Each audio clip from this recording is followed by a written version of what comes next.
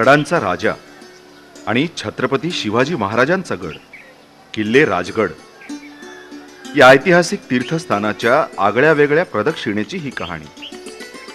Nature lovers मालाडचे गडभक्त गेली 20 वर्ष हा उपक्रम समर्थपणे राबवत आहेत।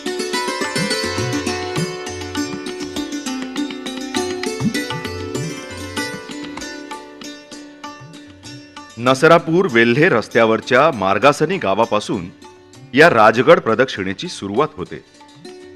तिथल्या नोंदणी कक्षात आपली नावं नोंदवूनच प्रदक्षिणार्थी धारकऱ्यांनी राजगडची वाट धरायची असते। मुंबई, पुणे, कोल्हापूर, साताराच नव्हे तर अवघ्या महाराष्ट्रातून राजगड प्रदक्षिणेसाठी धारकरी येतात आणि मार्गासनीच्या नोंदणी कक्षात आपल्या नाव, गाव, पत्त्याची नोंदणी करून गडाच्या दिशेनं पुढे निघतात।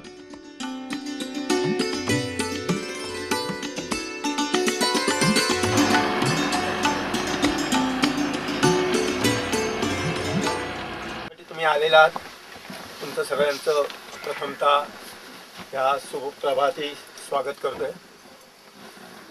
नेचर लव्हर्स ही जी संस्था आहे त्या संस्थेचं वैशिष्ट्य हे का आजवर जर तुम्ही कोणाला विचारलं तर खूप लोक सांगतील तुम्हाला आम्ही राजगड पाहून आलो, आम्ही राजगड ऐकून आलो, आम्ही राजगडवर जाऊन आलो, परंतु राजगड चौहंगाने फिरवताना ज्याने फिरवला ज्याने तुम्हाला प्रदक्षिणा घालायला लावली अशी ही संस्था आहे। गुंजवणे किल्ले राजगडच्या पायथ्याचं गाव। सकाळी सूर्योदय होतानाच प्रदक्षिणेचे वारकरी गुंजवण्यात पोहोचतात।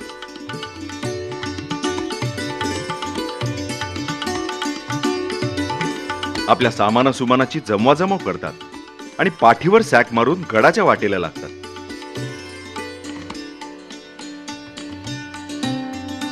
राजगडाची वाट तशी टप्प्याटप्प्यांची, कधी दमवणारी तर कधी उसंत देणारी। गुंजवणे गावातूनच पहिल्या टेकाडाचा चढ सुरू होतो आणि झाडाझुडपांच्या कडेकडेनं पाऊलवाट टेकडीच्या माथ्याकडे सरकायला लागते। कधी ऊन तर कधी सावली गडकऱ्यांच्या सोबतीला असते। चालता चालता पाऊलवाटेचं रुंद रस्त्यात रूपांतर कधी होतं ते कळतच नाही। मग रस्त्यावरच्या लाल मातीतूनच पुढचा मार्ग आक्रमावा लागतो।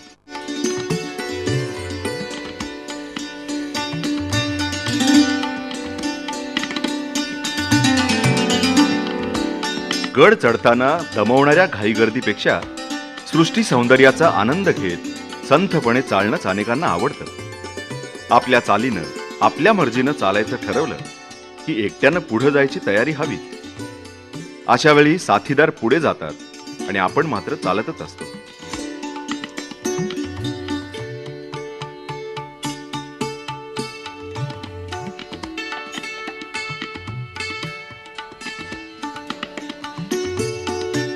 सोपा सरळ रस्ता संपतो न संपतो तोच डोंगराच्या कण्यावर सरपटणारा उभा रस्ता सामोरा येतो आणि त्या सरकत्या वाटेवरून चालताना भल्या भल्यांची दमछाक होते।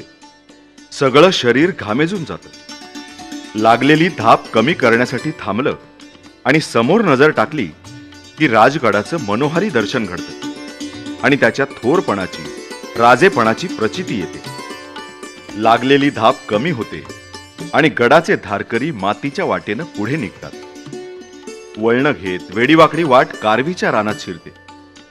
दोन्ही बाजूला कारवीची ताटं आणि मधून जाणारी फुटा 1.5 फुटाची वाट। ही वाट संपते आणि प्रदक्षिणेचे वारकरी चोर दिंडीच्या कातळ टप्प्यापर्यंत पोहोचतात। इथून पुढचा टप्पा तसा वारकऱ्यांची परीक्षा घेणारा।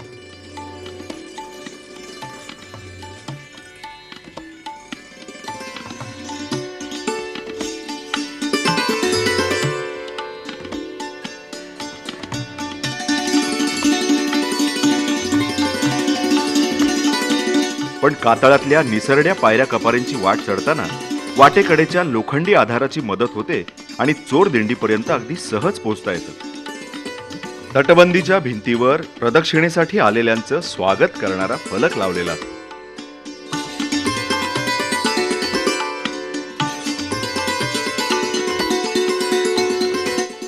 पाठीवरचे सॅक आणि सामान सांभाळीत लहान थोर स्त्री पुरुष वारकरी चोर दिंडीच्या पायऱ्या चढून पद्मावती माचीवर येतात आणि डोंगर वाटेनं चढताना झालेली दमछाक पूर्णपणे विसरून जातात.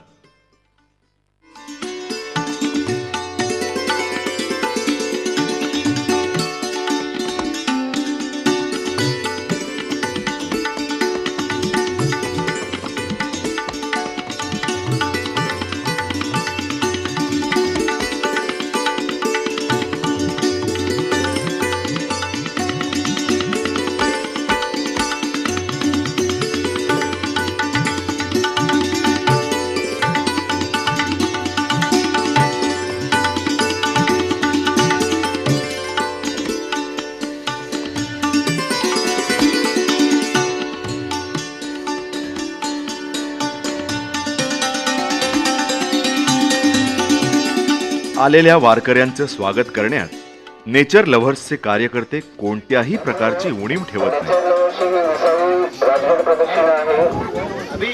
नेचर लव्हर्स या संस्थेतर्फे आपल्या सर्वांचं गडावर हार्दिक स्वागत स्वागत स्वागत. कार्यकर्ते आणि प्रदक्षिणार्थी यांच्यामध्ये आपुलकीची आपलेपणाची वीण विणली जाते. खरं तर हा केवळ गड प्रदक्षिणेचा कार्यक्रम नाही, तर गडदर्शन, गड समजून घेण्याचा उपक्रम आहे. गडाचा प्रत्येक कोपरा, प्रत्येक दगड, प्रत्येक वास्तू इतिहासाची साक्षीदार आहे. या मुक्या पाषाणात दडलेला इतिहास मराठी माणसांच्या मनामनापर्यंत पोहोचायला हवा, म्हणूनच प्रदक्षिणेच्या कार्यक्रमात गडदर्शन आणि इतिहास कथनाचा अंतर्भाव केलेला आहे. बालेकिल्ला, गडाचा मुख्य भाग. पद्मावती माचीवरून बालेकिल्ल्यावर नेणारी वाट तशी बिकट. आधाराला लोखंडी सळ्या असल्या तरी तळापासून प्रवेशद्वारापर्यंतचा टप्पा गाठता गाठता मी म्हणणारे दमतात. मात्र प्रवेशद्वारी उभं राहून दाराच्या कमानीतून दिसणारं सुवेळ्या माचीचं दृश्य पाहिलं की मन अगदी भरून पावतं.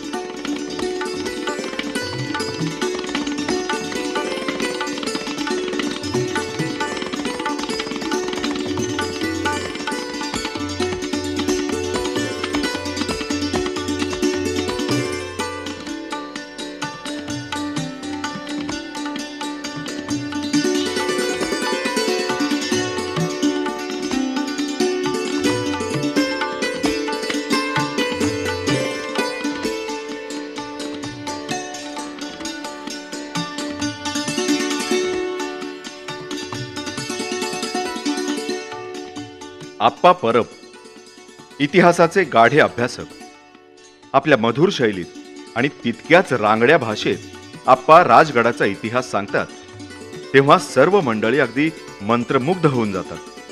आणि मग बाले किल्ल्यावरच्या पुरातन जोत्या दगडातून इतिहासाच्या खाणाखुणा शोधू लागतात. राजगडावरचं अत्युच्च ठिकाण म्हणजे बाले किल्ला. तिथं उभं राहिलं की लांबवर पसरलेला भूप्रदेश नजरेत भरतो आणि राजगडाची भव्यता सुद्धा लक्षात येते.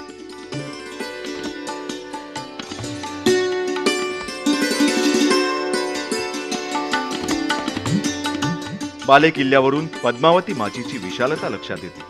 तिथलं तळं, वास्तू, देवळाचं विहंगम दृश्य मनाला अगदी वेगळाच आनंद देऊन जातं. महाराजांच्या कल्पक आखणीची आणि स्थापत्यशास्त्रातील अभ्यासाची प्रचिती येण्यासाठी महाराजांचे गड अभ्यासू नजरेनं न्याहाळायला हवे.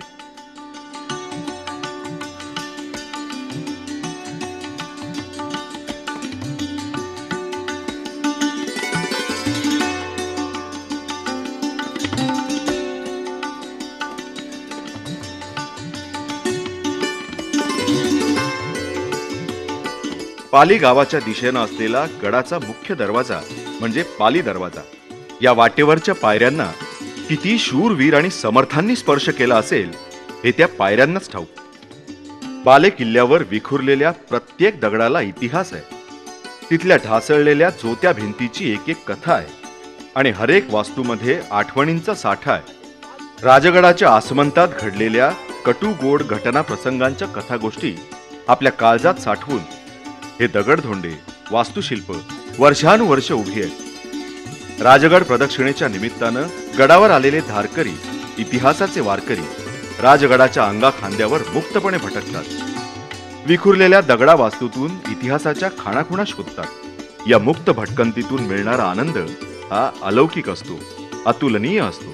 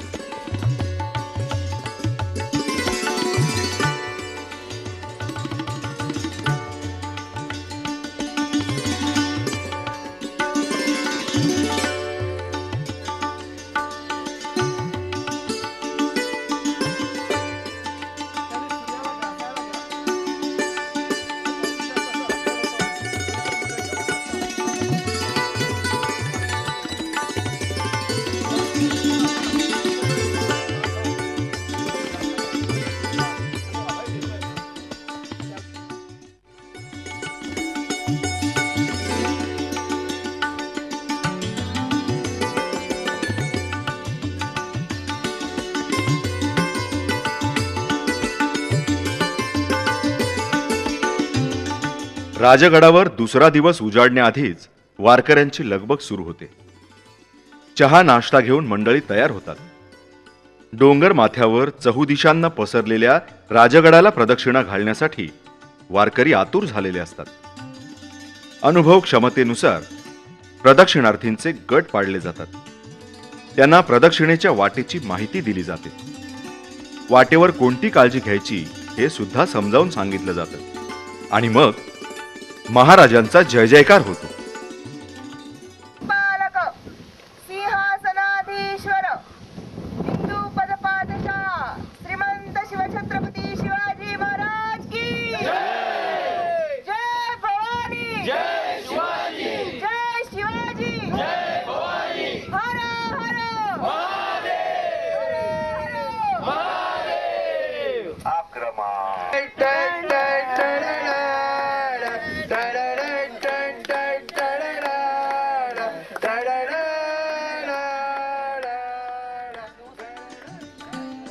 निरोपानंतर एक एक गड सोडून प्रदक्षिणा मार्गाला लागतो. एका रांगेत चालत वारकरी पुढे निघतात. पद्मावती माचीपासून चोर दिंडी मार्गे माहितीच्या वाटेनं सारे जण झपझप चालत असतात.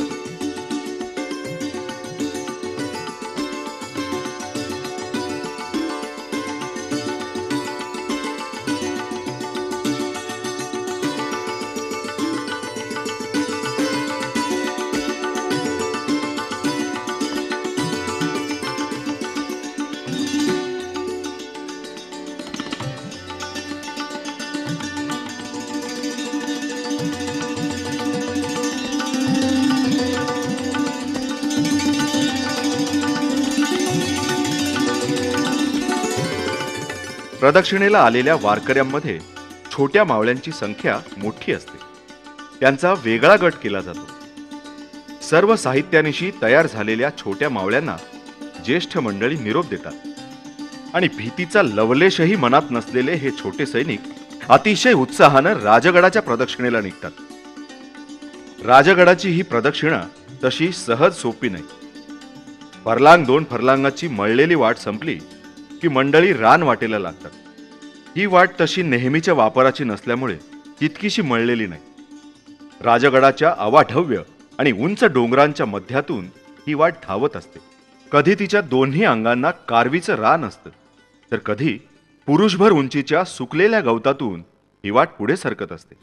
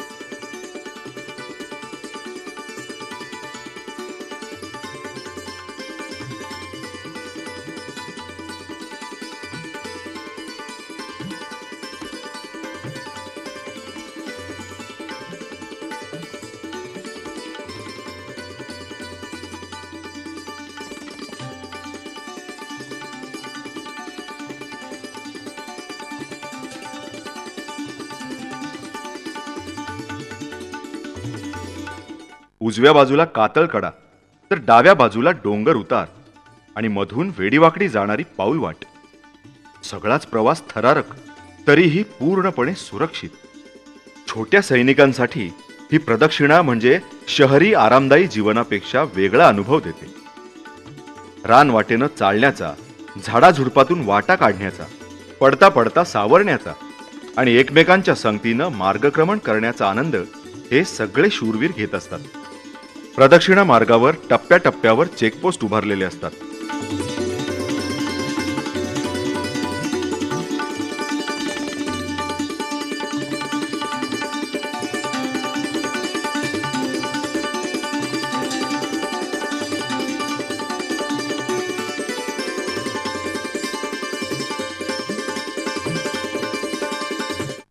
प्रत्येक गटाची तपासणी या चेकपोस्टवर होत असते.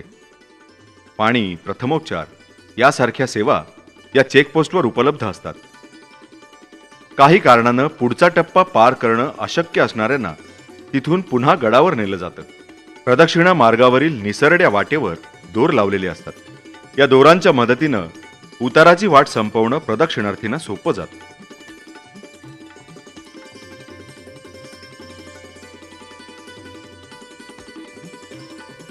नुसतं चालत राहणं हा या प्रदक्षिणेचा उद्देश नाही. माथ्यावरून पाहिलेला राजगड चहुअंगांनी न्याहाळावा ही त्यामागची खरी कल्पना आहे. गडाची तटबंदी, तिची उंची, बांधणी या सगळ्यांची माहिती मिळवण्यासाठी मध्यम मार्गानं आखलेली ही प्रदक्षिणा अतिशय उपयुक्त ठरू शकते.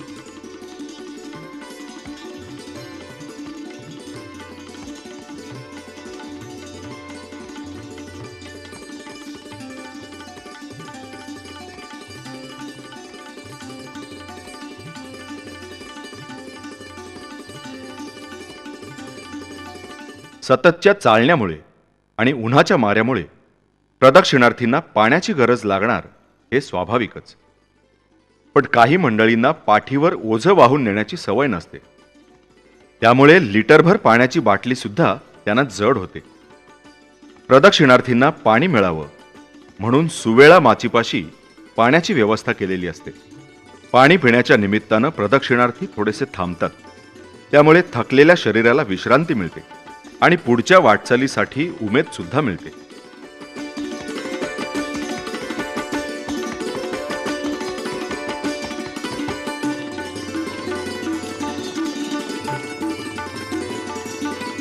सुवेळा माचीचं वळण घेऊन प्रदक्षिणार्थी पुढे निघतात.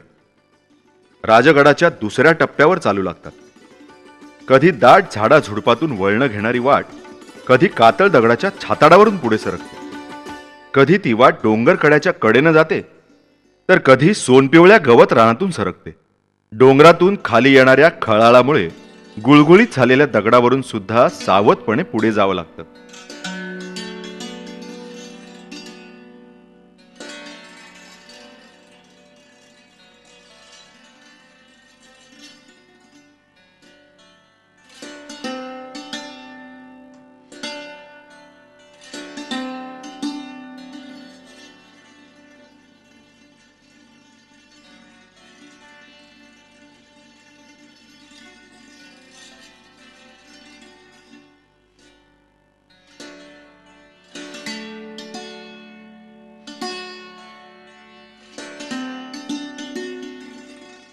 प्रदक्षिणार्थी 1.5-2 तास चालून काळेश्वरी बुरुजाच्या तळाशी पोहोचतात.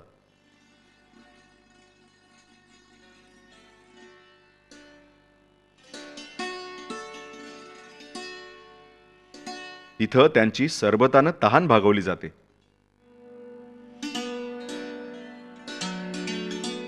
या टप्प्यापाशी थोडीशी विश्रांती घेऊन सारे प्रदक्षिणार्थी पुन्हा पुढे निघतात आणि वळणावळणानं चालत राहतात. डोंगराच्या मध्यावरून प्रदक्षिणा घालणाऱ्या मंडळींवर तटबंदीवरून लक्ष ठेवलं जात असतं. प्रत्येक टप्प्यावर आवश्यक ती सारी मदत देण्याची व्यवस्था आयोजकांनी अगदी चोखपणे केलेली असते.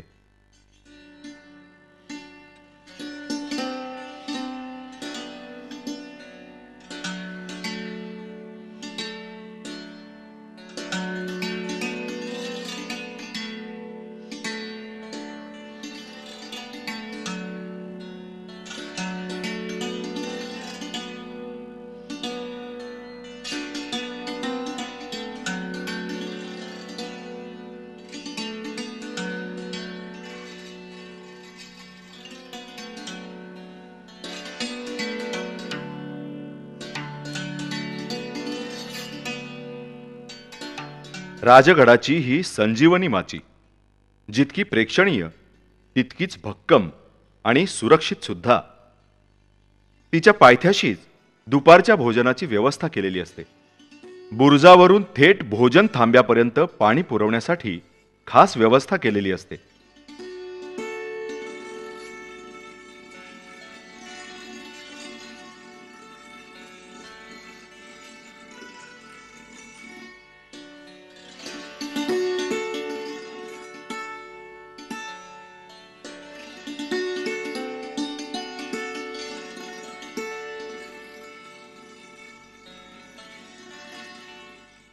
चिलखती बुरुजाची संजीवनी माची म्हणजे स्थापत्य कलेचा वेगळाच नमुना. या माचीच्या बांधणीतून महाराजांच्या संरक्षण विषयक दृष्टीची कल्पना येते.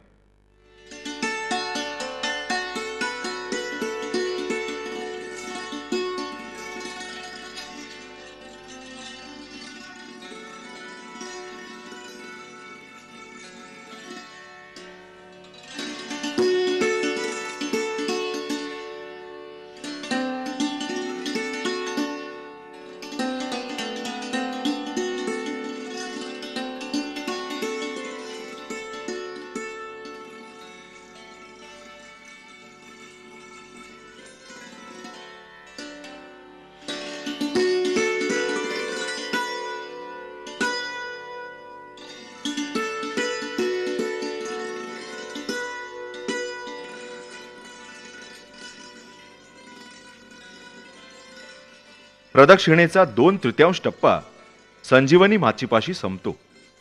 सलग 6-7 तास चालून थकलेले सारे प्रदक्षिणार्थी भोजन टप्प्याशी येतात तेव्हा त्यांचं स्वागत केलं जातं. तपासणी केंद्रावर आपल्या बच्चे कंपनीचं हार्दिक स्वागत.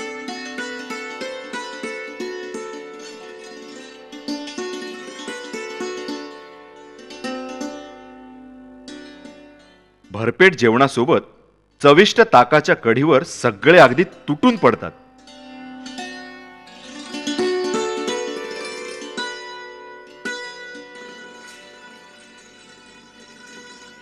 आपण पार केलेल्या टप्प्याचं निरीक्षण करत मंडळी सुग्रास भोजनाचा आस्वाद घेतात. आळू दरवाजाजवळ असलेल्या या 20व्या ठिकाणाहून राजगडाचं होणारं दर्शन अतिशय सुखद आणि आनंद देणारं असतं. माचीपासून थेट बाले किल्ल्यापर्यंतचा सारा भाग या टप्प्यावरून सहजपणे दिसतो. पण प्रदक्षिणा पूर्ण झालेली नसते. प्रदक्षिणार्थी पुन्हा सज्ज होतात आणि माचीपाशी वळण घेऊन शेवटचा टप्पा चालू लागतात. या वाटेवरून संजीवनी माचीची दुसरी बाजू नजरेत येते. प्रदक्षिणा मार्गावरून तिची बांधणी, तटबंदीवर केलेल्या बुरुजांची रचना पाहायला मिळते.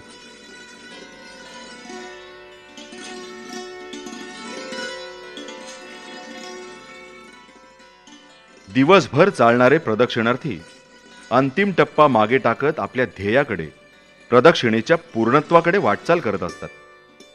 टप्पा शेवटचा असला तरी वाट काही सोपी नसते.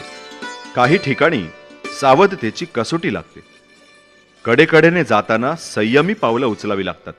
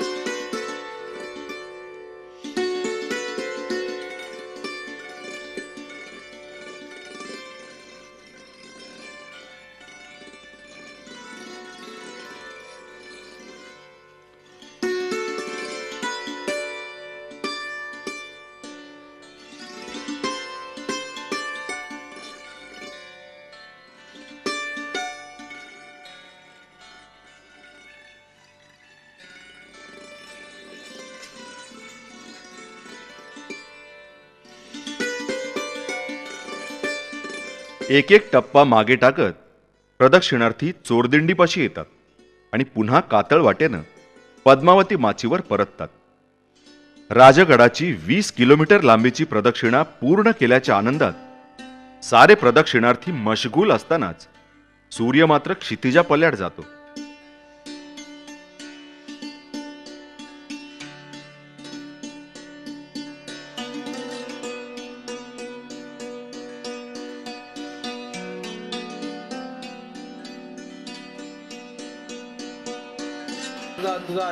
पद्मावती माचीवरची देवी पद्मावती म्हणजे शक्ती देवतेचं प्राचीन रूप. तिच्याच कृपाप्रसादामुळे 20 वर्षांपूर्वी सुरू केलेली राजगड प्रदक्षिणा कोणताही अपघात अडथळा न येता आजही सुरू आहे. आणि म्हणूनच नेचर लव्हर्सचे गिरीमित्र तिची पूजा अर्चा करतात, तिची ओटी भरतात, तिच्या आरतीनं रात्र जागी करतात.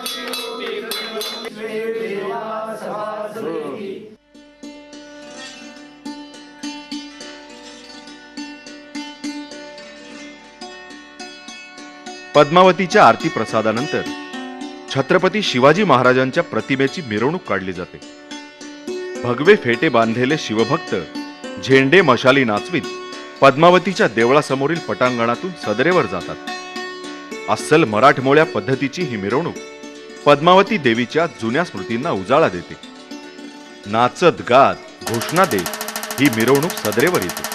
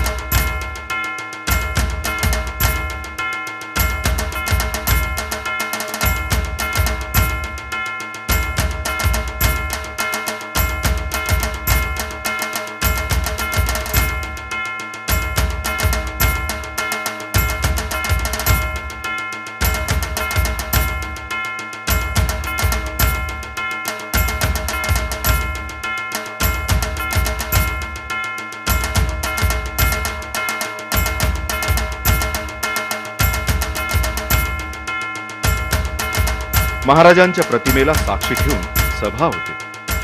शिवभक्त आप्पा परब महाराजांचं मोठेपण सर्वांना सांगतात. समस्त प्रदक्षिणार्थी, धारकरी आणि नेचर लव्हर्सचे कामकरी हे स्तवन मनपूर्वक ऐकतात. अरे मरा नहीं वही की जो जिया न आपके लिए, उसी उदार की कथा सरस्वती बखान थी, उसी उदार से धरा कृतार्थ सार्थ बोलती, अन्यथा या धरणीला तुम्ही भार आहात.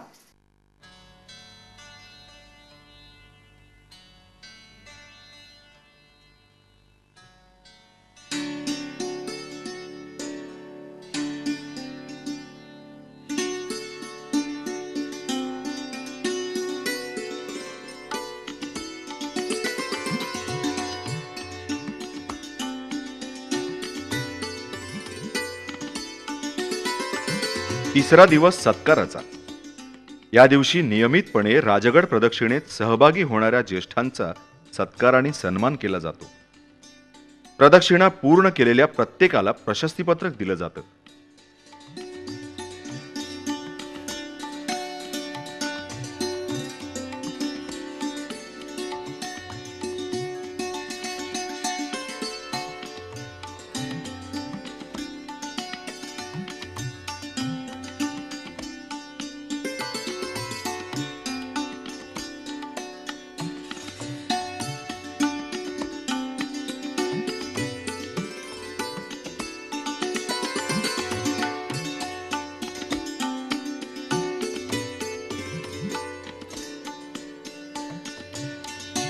आणि निरोपाची वेळ येते.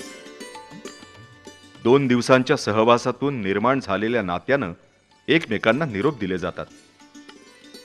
राजगडाच्या वियोगाचं दुःख आणि त्याच्या प्रदक्षिणेच्या पूर्णत्वाचा आनंद मनात घेऊन राजगडाचे हे प्रदक्षिणार्थी डोंगर उतरू लागतात आणि एका धाडसी उपक्रमाची यशस्वीरित्या सांगता होते. नेचर लव्हर्स ही मुंबईची संस्था गेली 19 वर्ष राजगड प्रदक्षिणेचा कार्यक्रम अतिशय यशस्वीरित्या राबवत आहे. पुण्याजवळच्या गुंजण मावळातला राजगड म्हणजे एक विलक्षण दुर्ग आहे. समुद्र सपाटीपासून 1395 मीटर्स उंचीवर असलेला हा दुर्ग शिवाजी राजांनी न्याहाळला, हेरला आणि 3 माच्या बांधून त्यांनी तो अभेद्य करून टाकला. सुवेळा, संजीवनी आणि पद्मावती अशा 3 माच्या आणि तो विलक्षण बालेकिल्ला हे राजगडाचं फार मोठं वैशिष्ट्य आहे. स्वतः शिवाजीराजे या दुर्गावर जवळजवळ 24 वर्ष राहिले. राजगड हा देखणा किल्ला आहे. ट्रेकर्सचा अत्यंत आवडता असा किल्ला आहे. आणि नेचर लवर्स ही संस्था आता आपलं 20वं वर्ष या राजगड प्रदक्षिणेचं ते राबवत आहे. 1986 साली या संस्थेनं राजगडाच्या प्रदक्षिणेचा उपक्रम सुरू केला. मी 88 साली स्वतः त्या प्रदक्षिणेत भाग घेतलेला होता आणि 88 सालपासून गेल्या वर्षापर्यंत अनेक वेळा मी राजगडावर गेलो. ही संस्था अत्यंत उत्तमरित्या हा कार्यक्रम राबवित आहे. गेल्या 19 वर्षात त्यांनी हजारो आबाद वृद्धांना राजगडाची ही यशस्वी प्रदक्षिणा करून दिलेली आहे. राजगडाचा थरार फार विलक्षण आहे आणि त्या थराराचा भास या लोकांना त्यांनी उपलब्ध करून दिलेला आहे. त्या प्रदक्षिणेचं हे 20वं वर्ष आहे. या संस्थेचे सर्व शिलेदार आणि त्यांचे हितचिंतक यांचं मी मनःपूर्वक अभिनंदन करतो आणि या 20व्या वर्षासाठी त्यांना शुभेच्छा देतो.